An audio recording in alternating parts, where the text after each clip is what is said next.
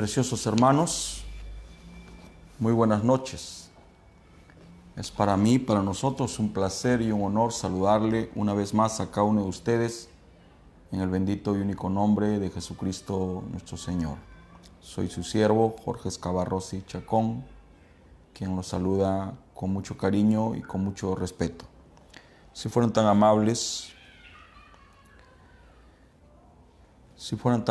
por favor, de inclinar sus rostros. Vamos a orar. Bondadoso Padre Celestial, una vez más nos acercamos a tu divina presencia a través de estas palabras de oración. Te ruego, por favor, Señor, que bendigas este espacio, esta parte del servicio y mejor aún, Señor, que no permitas que yo hable, sino háblanos tú, Señor.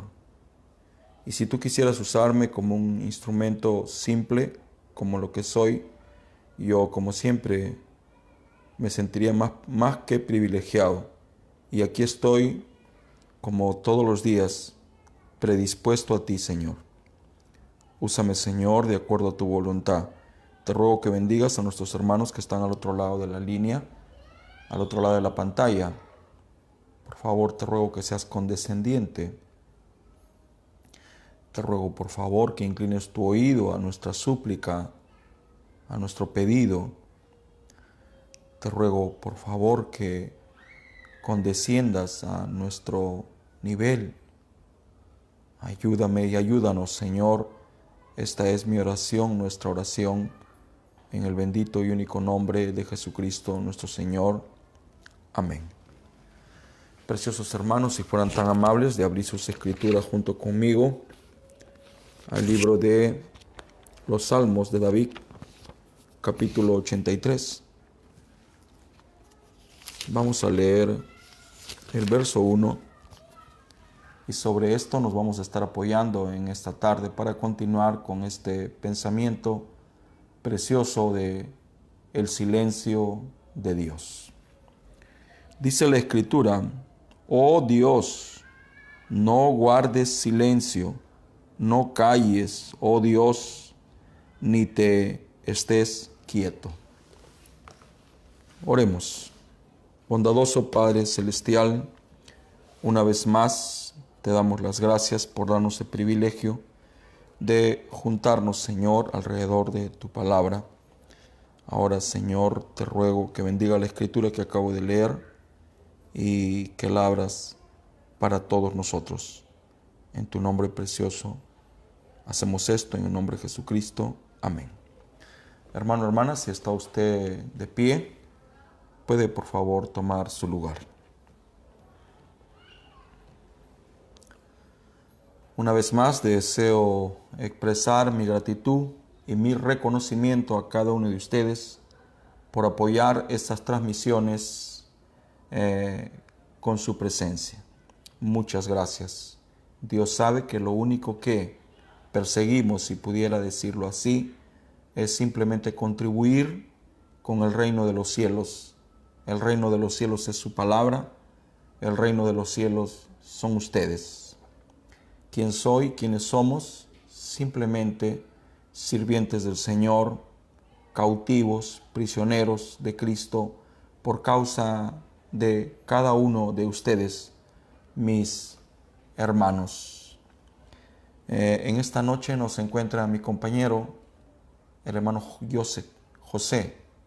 Él tiene un compromiso y esa es la razón por la cual no tenemos cantos hoy.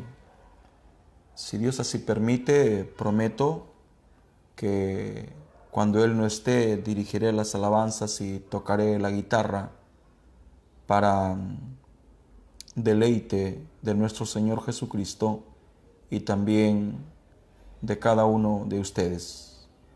No está de más que yo aproveche este momento para pedirle a cada uno de ustedes que por favor no cesen en apoyarnos con sus oraciones. Como ustedes saben, hemos emprendido por dirección de Dios esta titánica tarea de predicar todos los días.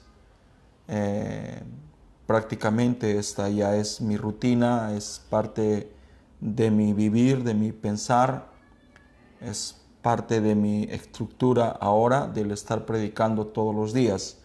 Jamás yo había pensado tener tamaño privilegio. Habían hermanos que se sorprendían cuando escuchaban que predicaba por su gracia 20 a 24 veces al mes. Ahora estamos casi bordeando las 60 predicaciones por mes.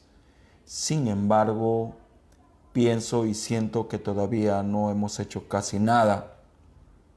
Si quisiéramos compararnos con la edad de oro de la obra misionera, la edad de Filadelfia, naturalmente nos quedamos rezagados. John Wesley predicaba entre 4 a 5 sermones por día, como nos gustaría emular a un hombre como él, por supuesto.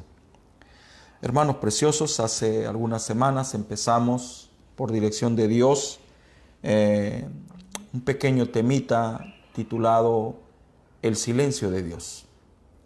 Allí explicamos el significado de la palabra silencio, ausencia de sonido. El silencio tiene dos caras como la moneda. A veces el silencio intriga y a veces el silencio es necesario. Entonces hay dos formas o dos maneras de interpretar el silencio de Dios. A veces Dios hace silencio para hacer que nuestra estructura se fortalezca. A veces Dios, entre comillas, hace silencio para nosotros aprender a dar nuestros primeros pasos. Recordemos que Dios le dijo a uno de sus hijos: ahora anda delante de mí y sé perfecto. Y ya no lo iba a llevar de la mano, ya no le iba en ocasiones a contestar. Recordemos que una vez Moisés estaba gimiendo, estaba clamando, estaba llorando, estaba orando y Dios le dijo: déjate de hablar, déjate de pedir, déjate de clamar, habla.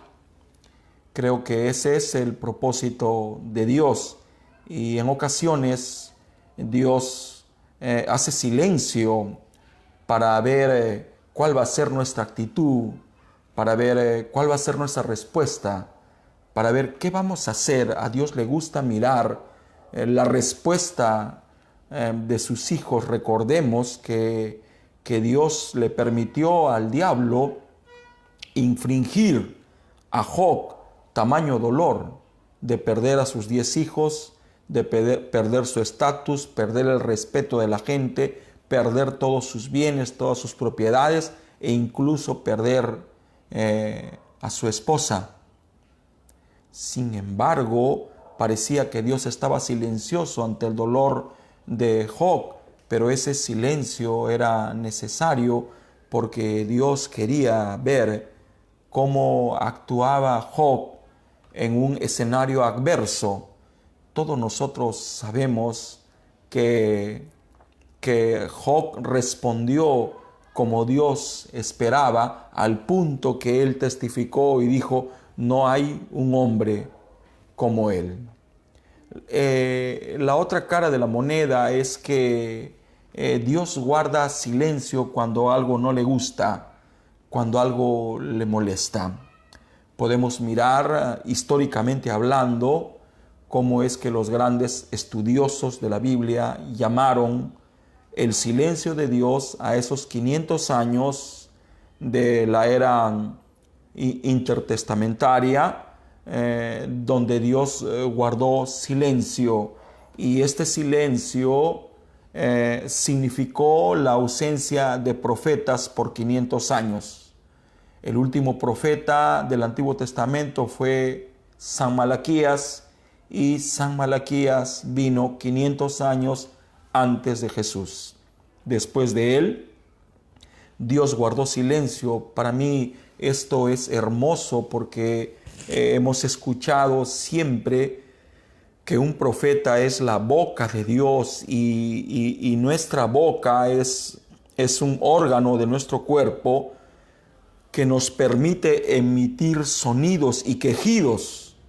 Entonces, si Dios cierra la boca, Él no va a hablar, y por 500 años Dios hizo silencio. Nosotros sabemos que ese silencio de Dios fue porque su pueblo, sus hijos, habían prevaricado. O sea, los hijos del Señor habían delinquido, habían pecado, habían contrariado a Dios, dándole la espalda. ¿Se imagina a usted? ¿Se imagina usted a un Dios contrariado? Bueno, hay veces en que Dios actúa como si estuviera contrariado. Muy bien, esta ausencia de 500 años sin hombres de Dios significó un tiempo de mucha confusión, significó un tiempo de caos religioso y caos político. Este caos fue el caldo de cultivo de donde salieron las denominaciones más prominentes de hace 2000 años, y estoy hablando de los saduceos, de los fariseos, de los nazareos, estoy hablando de los samaritanos, estamos hablando de los escribas y otras religiones más. Todas estas religiones, ante la ausencia de un vocero de Dios, un profeta es un vocero de Dios, se constituyeron o empezaron a declarar que ellos tenían el derecho de interpretar el Pentateuco y los demás libros que componen el Antiguo Testamento. Y por supuesto, esto no era aceptado, disculpen, por los bandos contrarios. Y se peleaban, y esta pelea se hizo pública. La corrupción llegó a niveles jamás antes vistos. En la mañana hablábamos que no era difícil ganar un puesto en la jerarquía religiosa, porque la cosa se había puesto tan gris que usted podía comprar. Usted podía comprar un sacerdocio. Usted podía comprar un oficio en la casa del Señor. Tan podrida estaría la mente de estos religiosos que habían llegado a ese punto, y esta era una de las razones por las cuales Dios guardó silencio por tanto tiempo.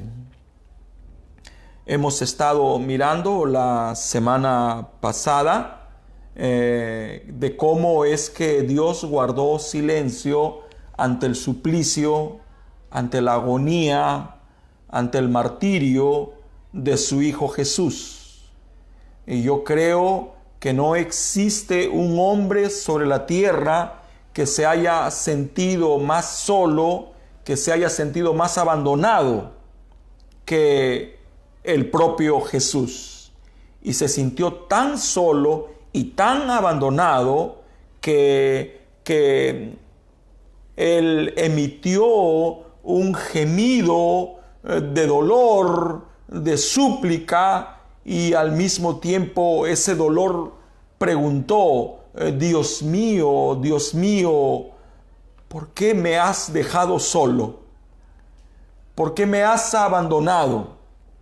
¿Por qué me has desamparado? ¿Por qué te niegas a escucharme? ¿Por qué te niegas a hablarme? ¿Por qué permites que yo sufra?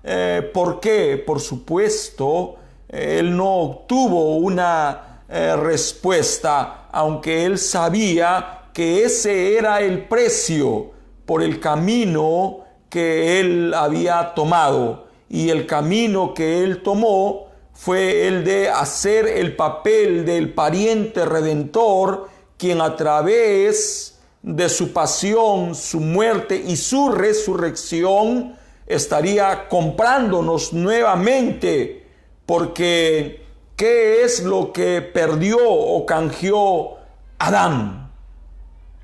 Adán perdió su linaje, él canjeó su descendencia, él sabía que lo que iba a hacer iba a tener un gran costo, y el costo era el precio de la muerte. Naturalmente, nadie pudo pagar ese precio que la muerte demandaba, sino el propio Dios, quien tuvo que venir a la tierra, hacerse hombre y como un hombre morir, porque como Dios, Él no podría morir. Como hombre, sí. Entonces Dios guardó silencio cuando su hijo estaba siendo sacrificado. Dios guardó silencio porque Él se hizo pecado. Jesús no pecó, pero se hizo pecado. ¿Cómo es eso, hermanos Cabarrós? ¿Cómo se hizo pecado? Al tomar mi pecado, al tomar su pecado, al tomar nuestro pecado, Él se hizo pecado. Entonces la ira de Dios se desencadenó contra su propio Hijo. La ira de Dios lo golpeó prácticamente hasta matarlo. El hermano Branham dice la crueldad del pecado. En esta ocasión quisiera llevar este pensamiento a un escenario más íntimo. Quisiera por unos minutos llevarlo a nuestra vida religiosa. Quisiera llevarlo a nuestras asambleas, a nuestras iglesias, a nuestros compañerismos. Recordemos que Pablo dijo, el que se cree fuerte, observe y mire que no caiga. O sea, lo que el apóstol Pablo estaba diciendo es, no te duermas en tus laureles. Tienes que estar atento, tienes que estar vigilante, tienes que estar mirándote a ti mismo cada instante de tu vida, porque no vaya a ser que tú mismo te engañes diciendo que estás bien y que no tienes necesidad de nada. Recordemos que esa es una característica de esta edad, la última edad de la iglesia. Es una edad rica, quien dice que no tiene necesidad de nada. ¿Podrá Dios negarse a lidiar con una congregación que prevaricó? Bueno, prevaricar significa delinquir, transgredir, faltar, incumplir, quebrantar, infringir, violar. ¿Podrá Dios trabajar con una iglesia que prevaricó, que infringió, que pecó? ¿Podrá Dios? ¿Cabe la posibilidad que le dé la espalda a esa iglesia? Por ejemplo, el hermano Branham dice que cuando la iglesia le falta el respeto al siervo de Dios que él colocó como pastor, el profeta dice que esa iglesia está en la ruina. Naturalmente no lo estoy hablando por mí, pero puedo invertir el papel y decir que si un pastor le falta el respeto a la congregación, Dios también hace silencio. Entonces, ¿podrá Dios ausentarse de una iglesia que no cumple con lo que Dios estableció? cada uno de nosotros, no solo el pastor, no solo el ministerio, no solo el gobierno de la iglesia, no solo los 7 oficios o los 8 oficios, sabemos que hay 7 oficios y aún un octavo. El pastor, el asociado, el confiable, que es el síndico, el diácono, el tesorero, el superintendente, el departamento de música y la oficina que recibe y da información. ¿Podrá Dios darle la espalda a una iglesia que prevaricó? Naturalmente, sí. Si le dio la espalda a su propio hijo, en el cual no había pecado, si le dio la espalda a él, puede darle la espalda a una iglesia. Ahora, todos nosotros somos llamados a ser querubines protectores. Recuerden que los querubines protegían el árbol de la vida. Ahora, el árbol de la vida es la palabra del Señor. Y cada uno de nosotros, hombres, mujeres, niños, jóvenes, ancianos, predicadores o no predicadores, somos llamados a ser querubines protectores. Somos llamados a ser guardianes, atalayas, celosos. Eso es lo que necesitamos, un poco del celo de Dios. Recordemos que Jesús agarró un látigo y empezó a echar a los mercaderes de la casa de su padre, quien habían convertido la casa del Señor en una guarida de ladrones. Y los discípulos, al mirar la reacción del maestro, se quedaron en silencio, y de repente uno recordó la escritura: el celo de tu casa me consume. Vivimos en una edad que ha perdido todo. Ha perdido el celo de Dios. Yo sé que los celos son malos, pero los celos también son buenos. La Biblia dice que Dios es fuerte y celoso y no comparte su gloria con nadie. ¿Quién es la gloria de Dios? Su iglesia. Dios quiere a su iglesia para Él. Él no la quiere compartir con nadie. No quiere compartirla con un mensajero. No quiere compartirla con un ministro. No quiere compartirla con un vicario.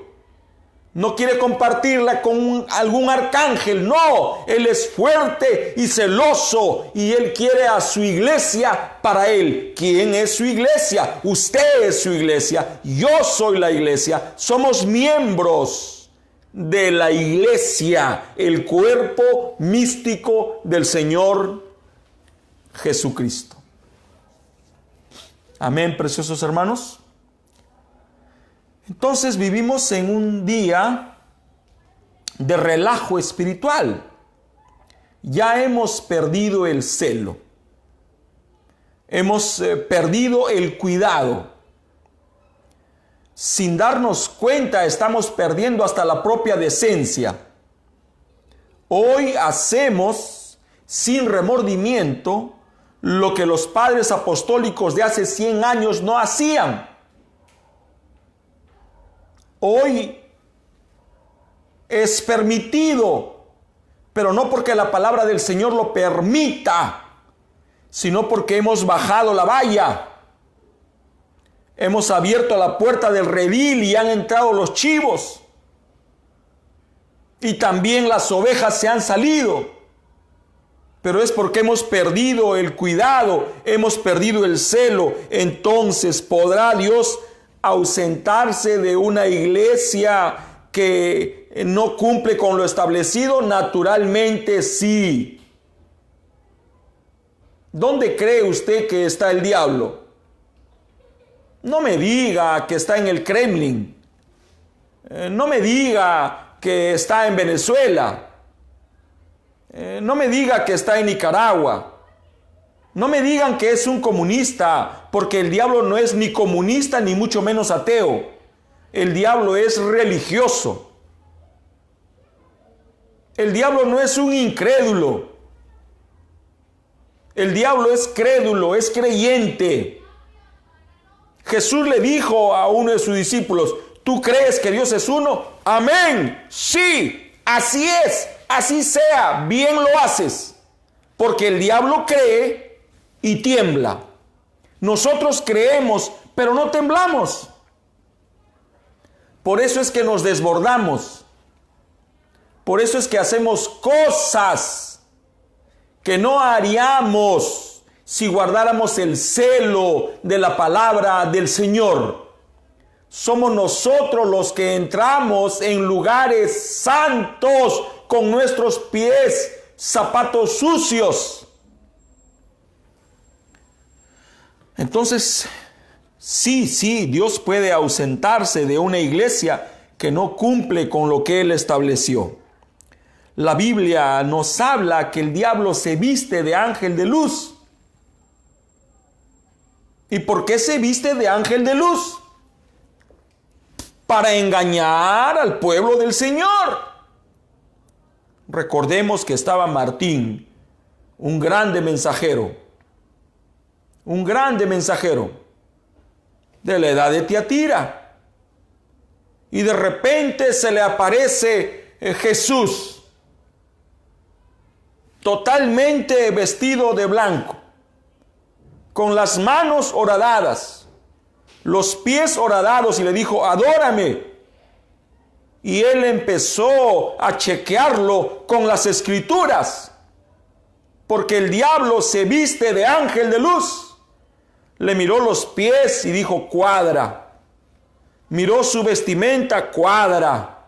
Miró sus manos horadadas, cuadra con la palabra. Miró su rostro, cuadra. Y de repente miró su cabeza, estaba coronado. Y agarró, creo, un candelabro y le dijo: apártate de mí, Satanás. Porque la Biblia dice que los santos coronarán a Jesús. O sea, Jesús todavía no está coronado. Entonces, ¿dónde está el diablo? ¿Cuántos quisieran saber dónde está? Detrás de un púlpito, predicando el mensaje, predicando la Biblia. El hermano Branham dice que el diablo es un gran sofista. Es un consumado en el arte de convencer, en el arte de hablar. Nadie, dice, le ha ganado al diablo una batalla de las Escrituras. Si hay alguien quien conoce la palabra del Señor, como dicen en México, de cuerito a cuerito, es el diablo. Ya nos podemos dar cuenta qué espíritu nos unge cuando empezamos a debatir con alguien acaloradamente.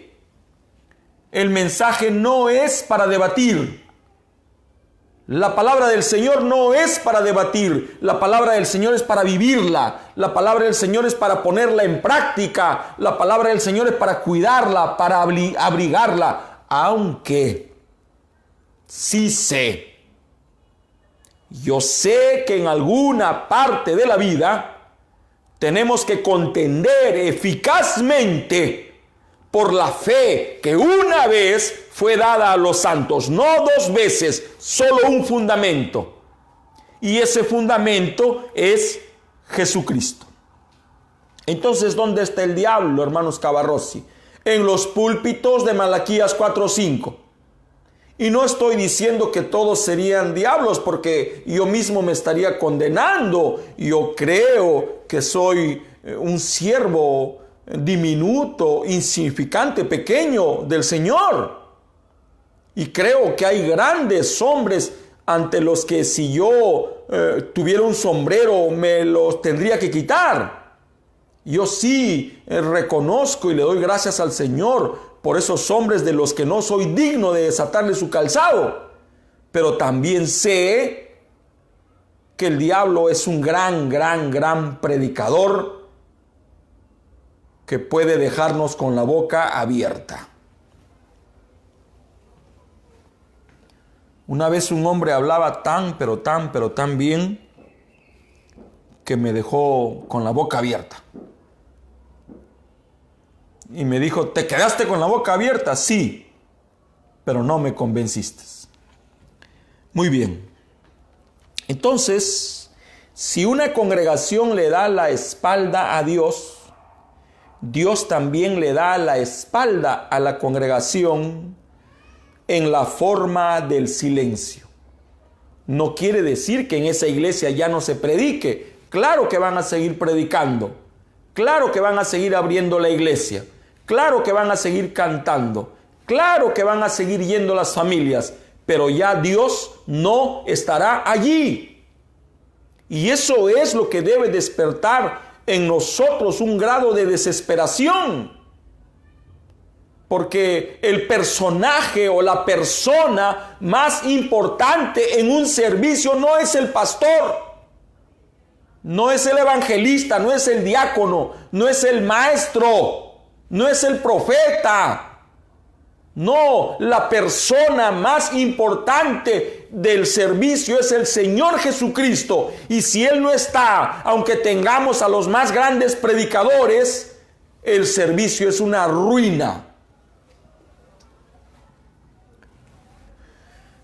Entonces, si una iglesia, si una congregación, si una asamblea le da la espalda a Dios, ¿cómo le podemos dar la espalda a Dios? ¿Añadiendo o quitando? Dice la Biblia que la mujer no puede cortarse el cabello, pero permitimos que lo haga. Que no debe usar pantalón, permitimos que lo haga. Que los hombres deben de vestirse como caballeros, pero permitimos lo diferente. Predicamos nuestra propia doctrina, nuestra propia imaginación. ¿Qué sucedió? Le dimos la espalda a Dios. Ya Dios no está.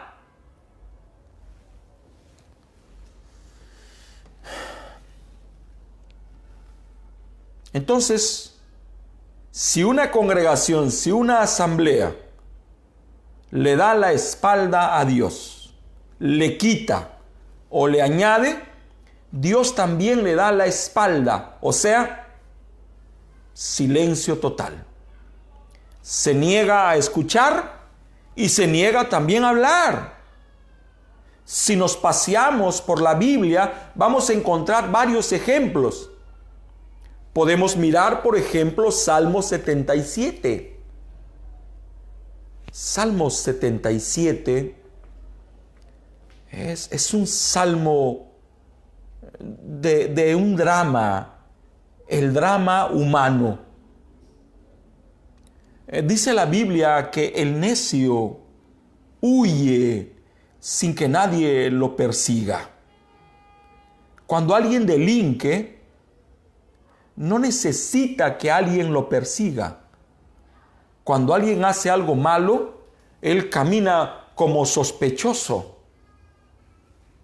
Nadie lo está persiguiendo, pero pareciera o él siente que le están persiguiendo, pero no hay nadie. ¿Y por qué siento que me persiguen? Es su propia conciencia. Y él empieza a huir, a escapar, a esconderse, pero no hay quien lo persiga. Hubo una ocasión que Dios bendijo a un hombre. Este hombre era conforme al corazón de Dios. De ese linaje vino el Mesías. Ustedes saben que estoy hablando del rey David. Este hombre, dice la Escritura, era conforme al corazón de Dios. Era un rey amado. Era un rey que amaba a Dios. Era un rey que se sentía mal al tener tanta riqueza, al vivir en un palacio real. Tenía una casa preciosa, hermosa, y dijo: no soy digno de vivir en este palacio, y la casa de mi Dios está hecha de pieles. Entonces él dispuso en su corazón levantarle una casa al Señor, y no le fue concedido porque él había derramado mucha sangre, pero le fue concedido porque a su hijo le tocó tamaño privilegio, Salomón. David tenía 500 mujeres. Era un derecho. En esos tiempos la poligamia no era un delito. Y si él pudiera tener más, tenía el derecho. De repente un día estaba mirando de repente el manto de las estrellas iluminando el cielo. Empezó a mirar desde su palacio la ciudad que él gobernaba, y de repente observa a una mujer hermosa, bella, la cual se está bañando, y observa su desnudez. No tuvo el valor de voltear y se encaprichó. Tiene que ser mía. Debe de ser mía. La amo de verdad. Sin ella no puedo vivir. Y sabía que era casada. Y si era casada, no había la posibilidad para que sea de él. Tenía a su esposo, un capitán, un hombre leal, un hombre bueno, un hombre de batalla. Y él pensó, calculó, caviló, planificó, premeditó, miró todas las posibilidades, se dio cuenta que era un imposible, pero se dio cuenta de que si ella quedaba viuda, entonces era libre. Y dijo: ahora, ¿cómo hago? ¿Cómo ayudo al destino? Muy bien, mandaré a su esposo a la guerra y lo pondré en primera fila de batalla. No lo voy a poner con los oficiales, lo voy a mandar a primera fila. De esta manera me aseguro que muera. Y murió. Entonces, cuando murió, ella enviudó, y él consoló a la viuda.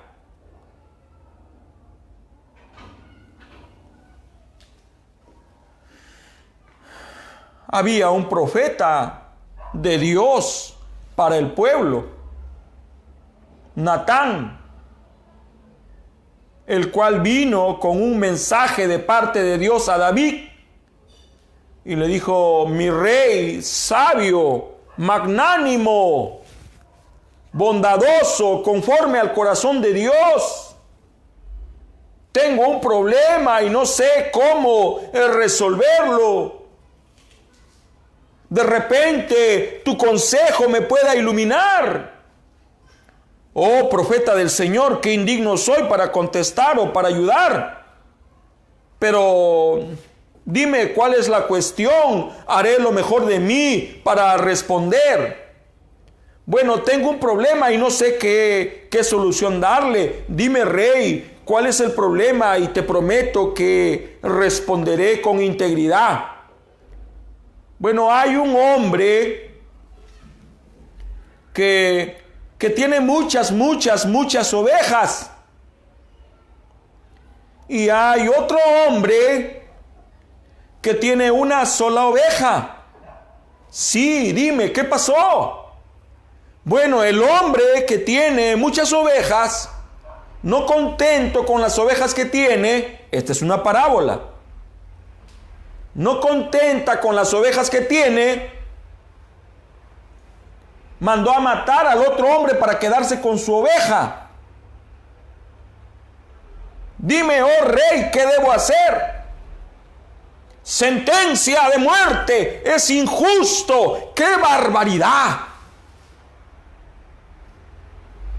Volteó y le dijo, ese hombre eres tú. Teniendo 500 mujeres, mandaste prácticamente a matar a uno que solo tenía una mujer.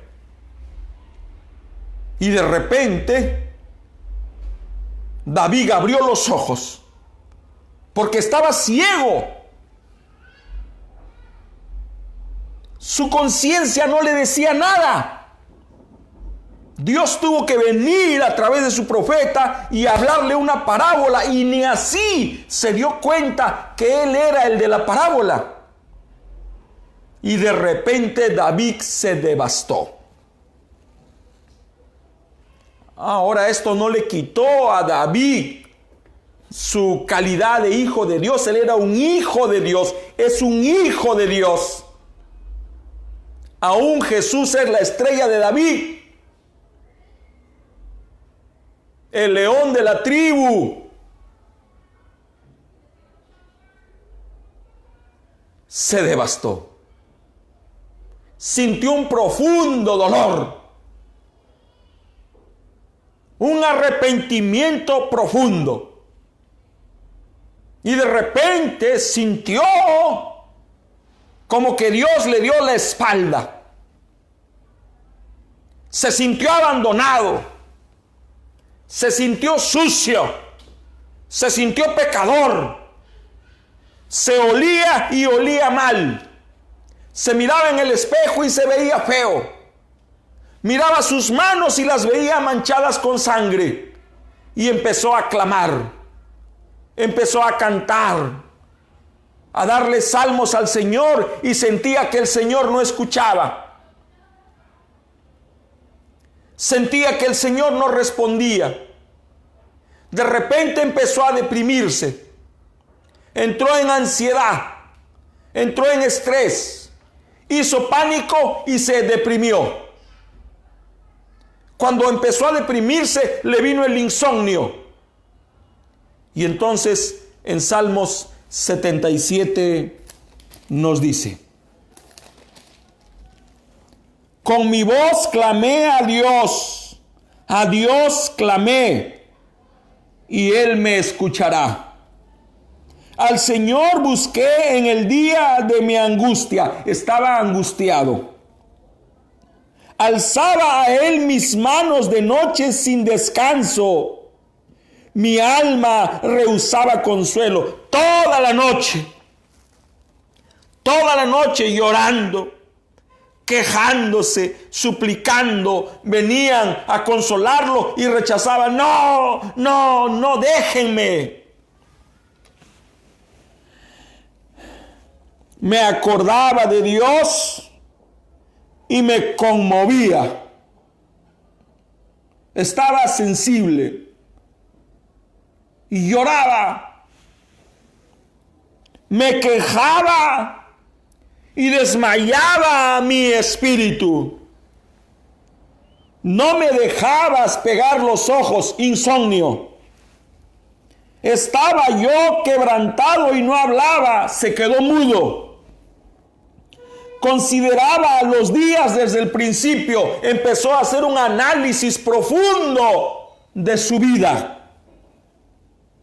Los años de los siglos. Me acordaba de mis cánticos de noche, ya no cantaba, no tenía fuerzas. Y mi espíritu meditaba en mi corazón, y mi espíritu inquiría, preguntaba. ¿Y qué preguntaba? ¿Desechará el Señor para siempre? se sentía un desechado. Ya no hay misericordia para mí. Mi pecado es demasiado grande. No hay misericordia en el mundo que me pueda limpiar. Meditaba en mi corazón y mi espíritu inquiría: ¿desechará el Señor para siempre y no volverá a hacernos propicio? ¿Me despreciará siempre? ¿Me dará la espalda siempre? ¿Se quedará en silencio siempre? ¿Volteará alguna vez a mirarme? ¿Ha cesado para siempre su misericordia? Llegó a creer: ya no hay misericordia para mí. ¿Ha encerrado con ira su piedad? Su ira es más que su piedad.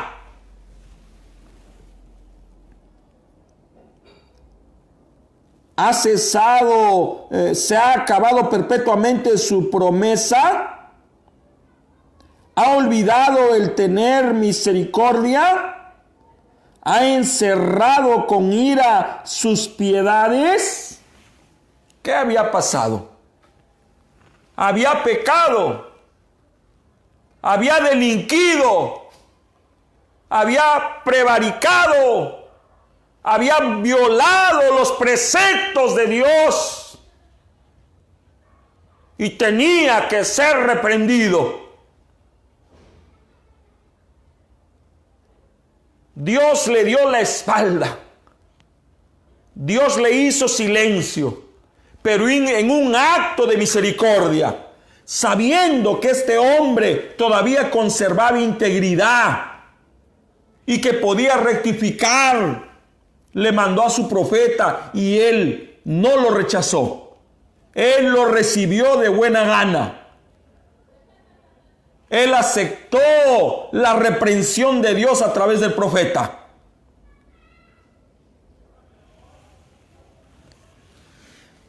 Entonces, cabe la posibilidad que Dios se niegue a hablar en una congregación que le ha dado la espalda a la palabra.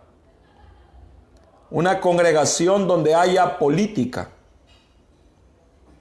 Una congregación donde haya intereses personales.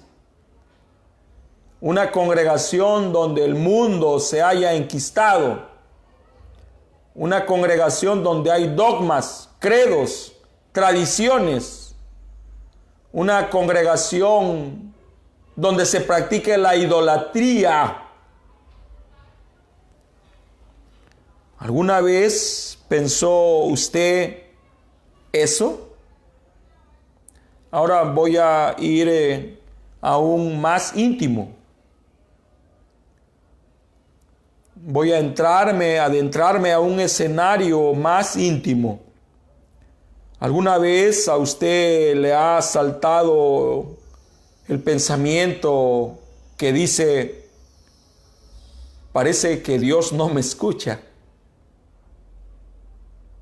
Dios no me oye. Soy su hijo. O no es demasiado bueno como decían. Hay creyentes que se resienten en contra de Dios, que no logran comprender los propósitos de Dios.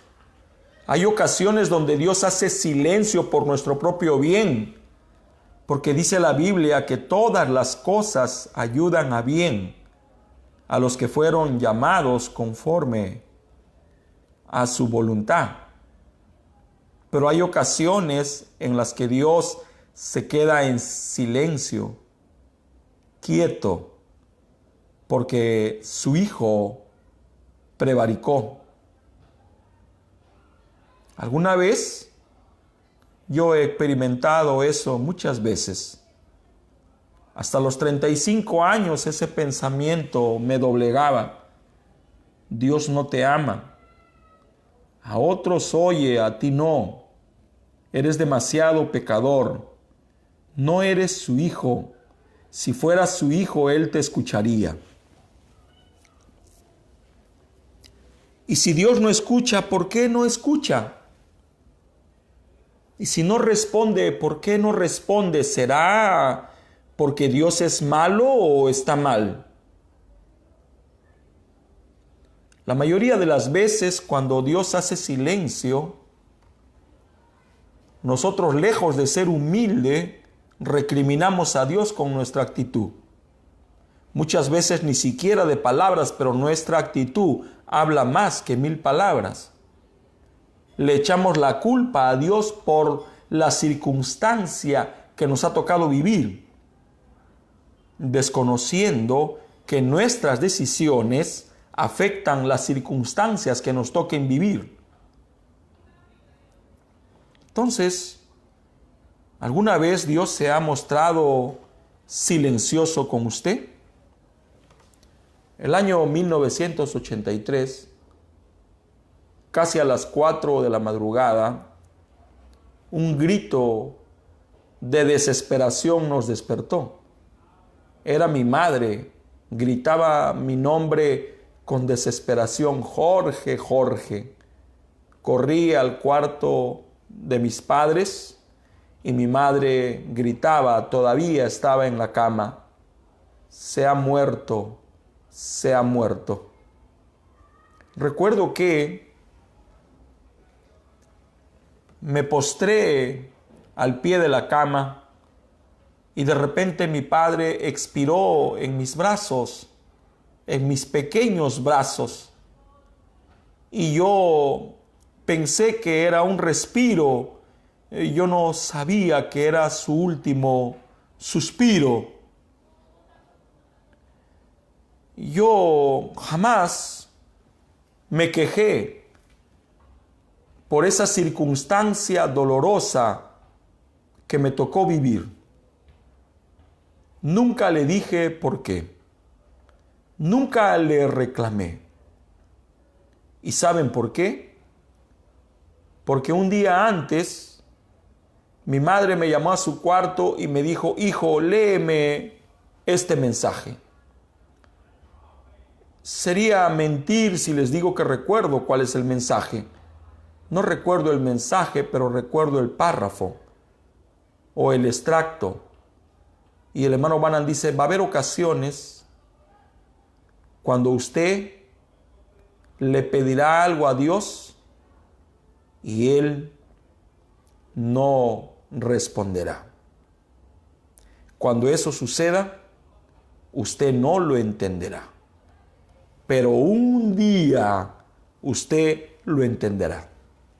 Si Dios no hubiera hecho que mi madre me haga leer ese párrafo del mensaje, sin lugar a dudas yo le hubiera reclamado a Dios por ese drama doloroso que nos estaba tocando vivir.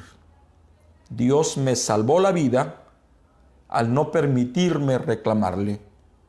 Cuando mi madre me dijo: por favor, ve y toca las puertas de nuestros vecinos y diles que traigan un carro para que me lleven al hospital. Toqué muchas puertas, de repente un auto se prestó y entre 6 hombres tuvieron que cargar a mi padre. Él era grande, no era pequeño, 1,80 m tranquilamente. Recuerdo que cuando mi madre se fue estaba oscuro, serían las 4:20, y mi abuelo, el italiano, estaba desesperado. Pero yo agarré a mi hermano Kenyu y a mi hermana Sonia, y eran pequeños. Kenyu tendría 11, Sonia 9, y me postré con ellos al pie de la cama de mis padres y empezamos a orar. El cuarto estaba oscuro y la oración era: por favor, no te lleves a papá. En medio de la oración y estando el cuarto tan oscuro, yo vi algo más oscuro que la oscuridad. Entonces yo supe allí, estando de rodillas, que mi padre no iba a regresar. Le doy gracias al Señor por haberme quedado en silencio cuando Dios hizo silencio. Dios no nos estaba castigando. Dios nos estaba probando. Y era una dura prueba que no deseo que a nadie se la dé. La prueba era tan grande que podíamos sentir a nuestro cuerpo perder el equilibrio que todo ser humano sano debería de tener. Dios se quedó en silencio y nosotros, por su gracia, también guardamos silencio sin entender lo que estaba pasando, pero sabiendo que Dios no se equivoca. Hoy tengo 3 hermanos menores, preciosos, lindos, Joseph, Jesús, Tere. Entonces sé que Dios quería regalarme 3 hermanos más. Hoy tengo un cuñado, mi hermano Diego. Si mi padre no hubiera muerto, jamás hubiéramos venido a vivir a Los Olivos. Naturalmente, el hermano Manuel, la hermana Guille, Diego Cano, Joselito, Carlos Carrascal, Luis Vilca, la hermana Jackie y cuántos hermanos más no hubieran conocido el mensaje. Hoy, cuando miro, después de 37 años, me doy cuenta que el silencio de Dios tenía un propósito. Y este es el propósito. Yo soy hijo de ese propósito. Pero hay otras ocasiones cuando pecamos, cuando torcemos lo recto, cuando faltamos a nuestra palabra, cuando faltamos al honor de una persona, cuando hacemos exactamente lo contrario a lo que Dios quiere, entonces Dios guarda silencio. Y lo más triste es que no llegamos a notar el silencio de Dios. Lo pasamos inadvertido. Llegamos a creer que estamos bien y no estamos bien. Una de las peores cosas para mí es que me tomen el pelo.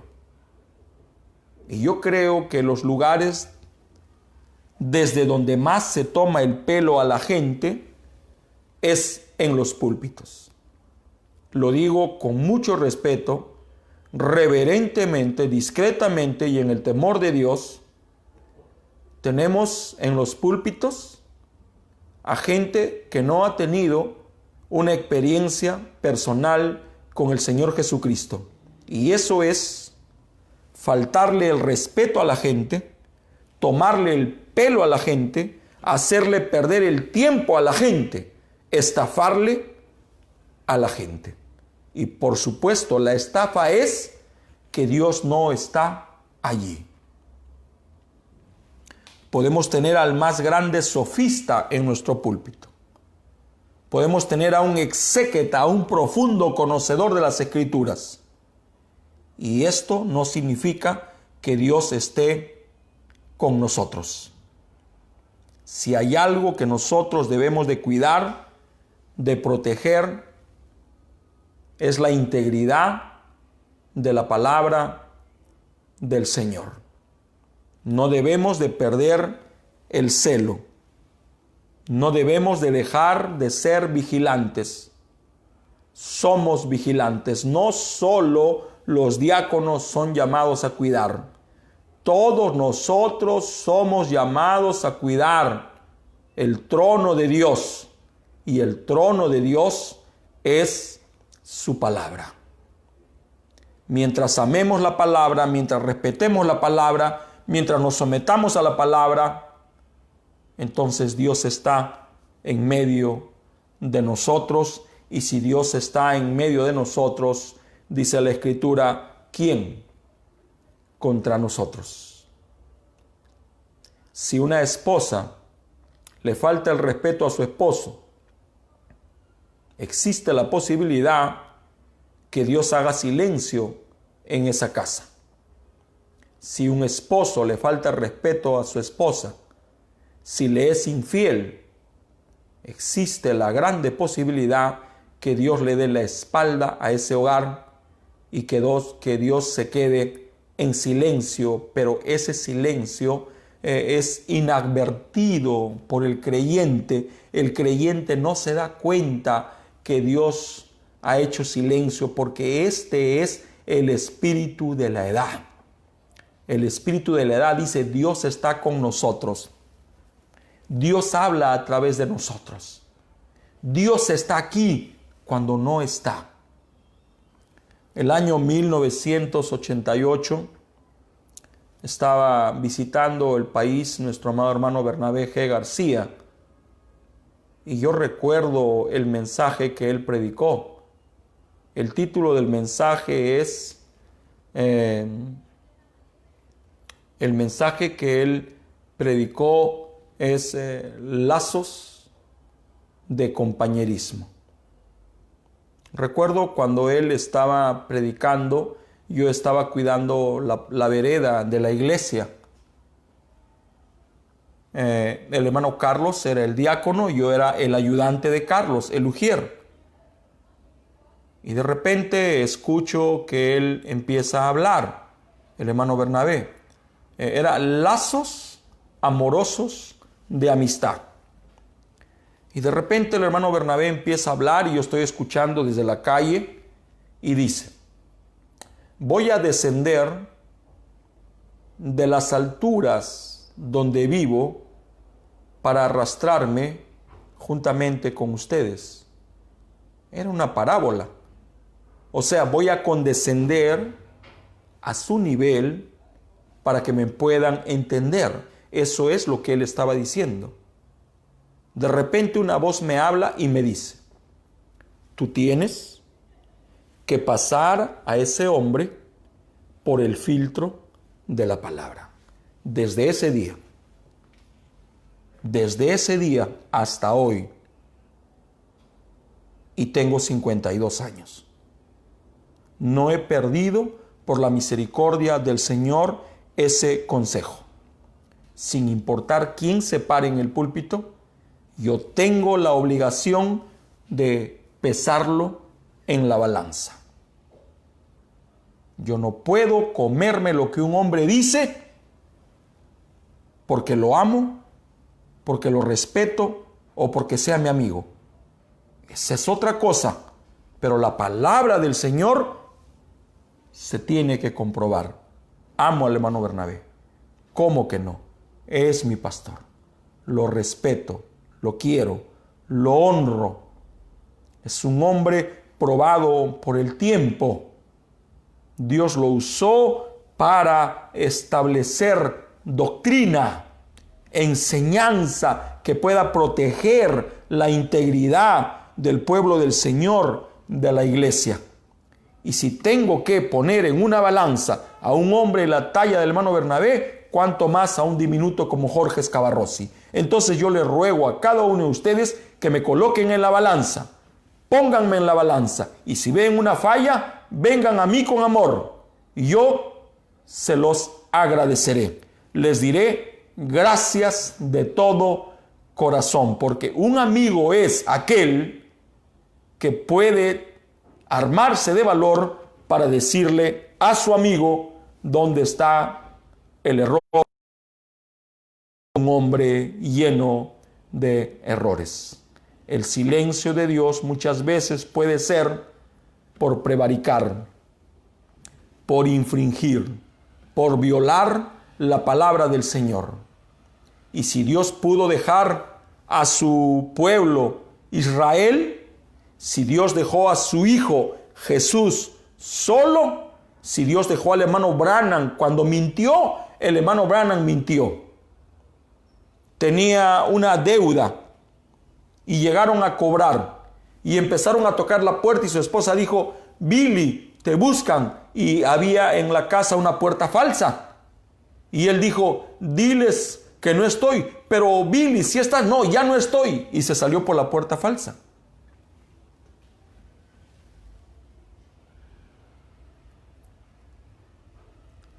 Al rato, cuando regresó a la casa, empezaron a llamarlo por necesidades y Dios no respondía ninguna de sus oraciones.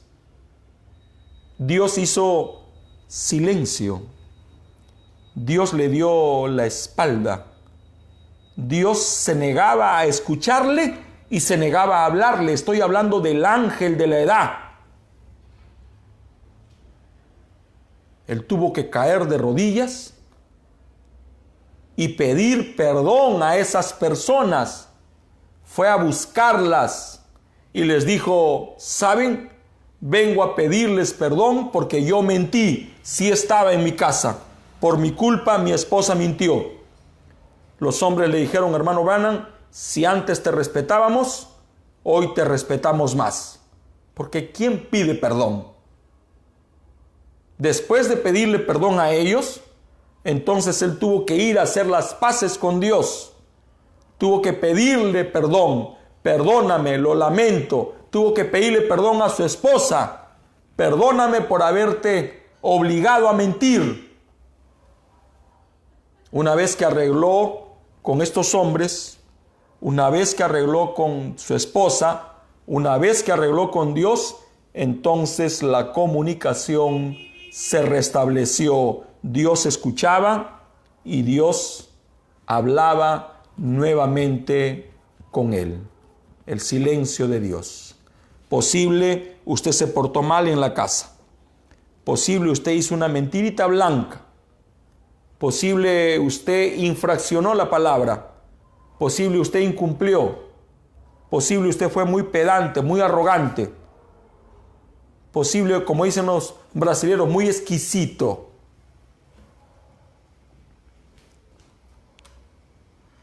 Arregle con Dios. Arreglemos con Dios. No es bueno vivir en silencio con Dios. Es bueno ir a la iglesia, es bueno escuchar la palabra, pero nada es más bueno que hablar con Dios. Y hablar es comunicarse. Hablar y también escuchar. Oremos. Bondadoso Padre Celestial, te doy las gracias por tus misericordias, por tu bondad, por lo bueno que eres conmigo, con nosotros. Por, Señor, sobreponerte a mis limitaciones, a mis fallas, a mis erros. Señor, tú sabes que estamos aquí reverentemente y en el temor de Dios, solo buscando que tus hijos puedan acercarse cada día más a ti, puedan entender que no es bueno que tú hagas silencio por nuestro pecado. Pero Señor, yo pudiera hablar ya no acerca del silencio de Dios, sino el silencio del hombre. Cuando el hombre está en silencio, Dios lo mira como sospechoso. Lo peor que le podemos hacer a Dios es quedarnos en silencio. La razón por la cual Dios hizo a sus hijos fue para tener compañerismo, para hablar con ellos, para que ellos hablen con Él. Pero también somos silentes. Ya no te compartimos nuestros planes. Tenemos nuestros propios planes. Tenemos nuestros propios proyectos. Y como no eres parte de esos proyectos, también nos quedamos en silencio. Te hemos dado la espalda. Somos silenciosos. Por eso es que las cosas nos salen mal.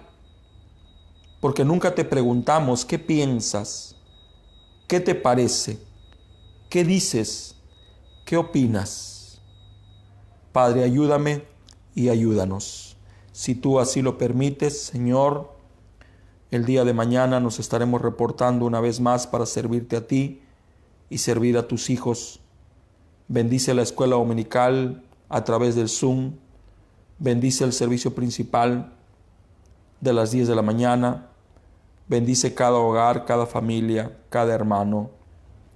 Ayúdales, ayúdanos. No nos desampares, no nos dejes. Inclina tu oído a nosotros. No seas silente, que nosotros no lo seremos. Ilumina nuestra mente para mirar dónde está la falla, dónde está el error. Ayúdanos a hacer lo correcto. Con todo el corazón te lo pido en el nombre de Jesucristo nuestro Señor. Amén. Dios les bendiga, preciosos hermanos.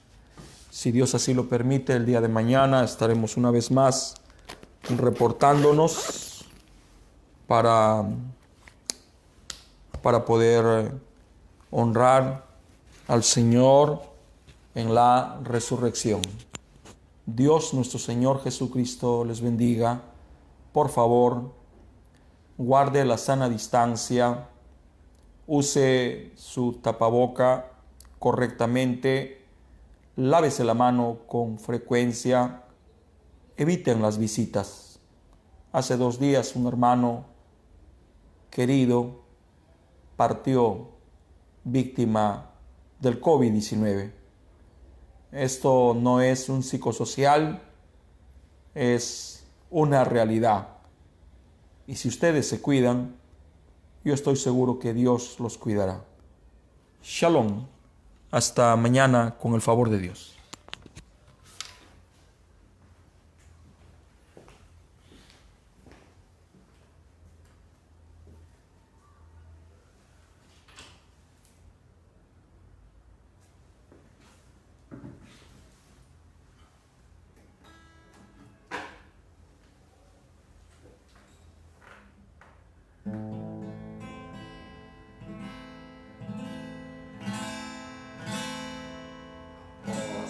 Señor, la